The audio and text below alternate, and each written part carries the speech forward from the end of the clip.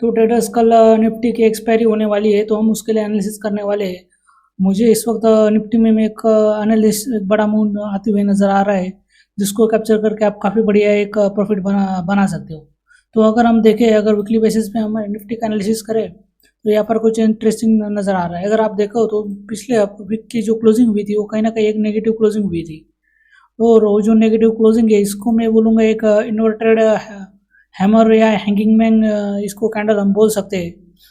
अगर आप देखो तो आज की अगर वीक की शुरुआत है, अगर आप देखें तो कहीं ना कहीं नेगेटिव ओपन से शुरू हुई है, पर नेगेटिव ओपन के साथ तुरंत मार्केट के अंदर एक स्ट्रांग हमें रिकवरी नज़र आ रही है।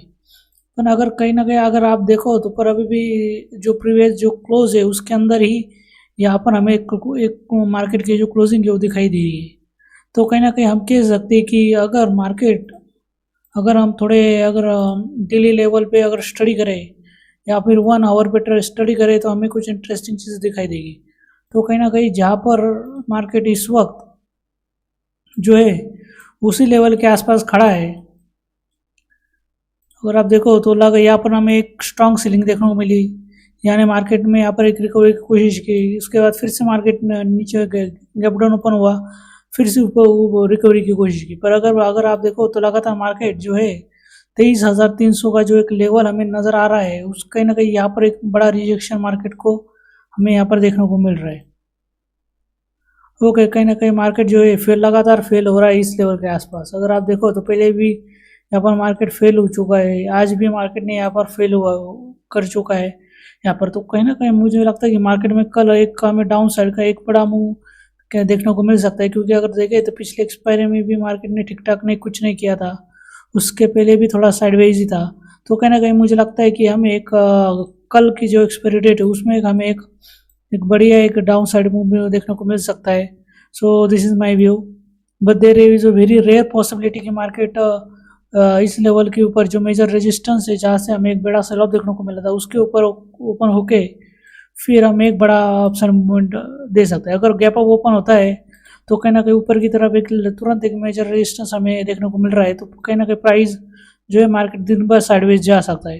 पर अगर मार्केट फ्लैट ओपन होता है या फिर थोड़ा सा भी अगर गैप डाउन ओपन होता है तो कहीं ना कहीं हमें एक डाउन साइड मोमेंटम देखने को मिल सकता है। So this is my view on Nifty. चलिए जो अदर एसेट क्लास है उनको भी एक बार देख लेते हैं। अगर यहाँ पर मुझे नेगेटिव व्यू क्यों दिख रहा है, अगर आप देखो तो कहीं ना कहीं यूएस और ईरान के बीच में जो वॉर अभी भी काफ़ी इंटेंस हो चुके हैं, तो कहीं ना कहीं आप देखेंगे कि क्रूड ऑयल बहुत ज़्यादा ऑलरेडी महंगा हो चुका है। आप देखो, अगर आप क्रूड ऑयल देखो तो ऑलरेडी 82 के आसपास चल रहा है, और मैंने बार बार एक बात बोली है कि अगर फिर से अगर क्रूड ऑयल 80 के रेंज में चला आता है, अगर क्रूड ऑयल फिर से $80 के अंदर रेंज में आ जाता है, तो फिर से हमें यहाँ पर एक अपसाइड मोमेंटम देखने को मिल सकता है। तो कहीं ना कहीं हम कह सकते हैं कि आने वाले दिनों में क्रूड ऑयल के अंदर हमें फिर से एक अपसाइड मोमेंटम देखने को मिल सकता है। उसकी वजह से होगा कि इंडियन मार्केट में फिर से सेल ऑफ शुरू हो सकता है, जो कि मुझे लगता है कि कल फिर से एक बड़ा सेल ऑफ हमें देखने को मिल सकता है, क्योंकि आज मार्केट में काफ़ी एक बड़ा सेल ऑफ यहाँ पर नज़र आ रहा है। क्रूड ऑयल के भी प्राइस काफ़ी ज़्यादा बढ़ चुके हैं, और कहीं ना कहीं देखिए जब जब क्रूड ऑयल के प्राइस बढ़ते हैं गोल्ड के प्राइजेस यहाँ पर गिरने लगते हैं। और अगर आप देखो तो गोल्ड अब मैंने जैसे कि बोला था, गोल्ड के लिए सबसे इम्पोर्टेंट लेवल है 4000। अगर क्रूड ऑयल बढ़ेगा तो गोल्ड नीचे, क्रूड ऑयल ऊपर बढ़ेगा तो गोल्ड नीचे गिरेगा। तो अगर आप देख सकते तो कहीं ना कहीं गोल्ड 4000 का जो एक मेजर सपोर्ट था उसके नीचे आज ट्रेड करना शुरू कर दिया है, विच शोज की कहीं ना कहीं यहाँ पर एक डाउन साइड बड़ा मूव हमें देखने को मिल सकता है कल गोल्ड के अंदर। ओके, तो कहीं ना कहीं हमें आने वाले दिनों में गोल्ड के अंदर सेल ऑफ देखने को मिल सकता है। क्रूड ऑयल प्राइस जो है और भी ऊपर की तरफ बढ़ते हुए हमें नज़र आ सकता है।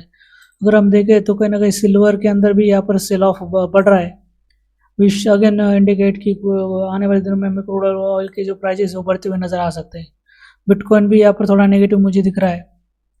ओके, बिटकॉइन भी यहाँ पर नेगेटिव दिख रहा है, तो कहीं ना कहीं नेगेटिवनेस काफ़ी ज़्यादा बढ़ रही है। अगर आप देखें तो कहीं ना कहीं लगभग यहाँ पर डॉलर इंडेक्स स्ट्रांग होता हुआ नज़र आ रहा है।